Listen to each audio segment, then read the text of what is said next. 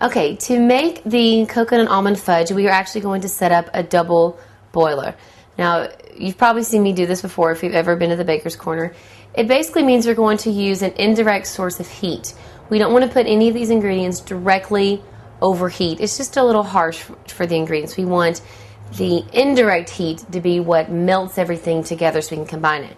So to set up our double boiler, I just have a pot on the stove, and there's really only about an inch, maybe even 3/4 of an inch of water in here.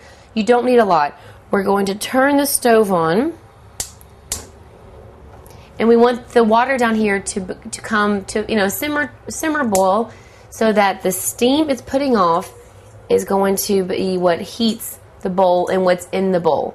So that's our indirect source of heat. You don't want too much water because you don't want the actual boiling water to touch the bottom of the bowl. You don't want that. You want only the steam. So don't put a lot in there. And also that way it takes very little time for the water to come to boil because you're only working with about that much water. So I have my water starting to get warm. It's going to come to a simmer bowl pretty soon. I'm actually going to take my bowl back over here to put my ingredients in it, and then we'll place it over our source of indirect heat.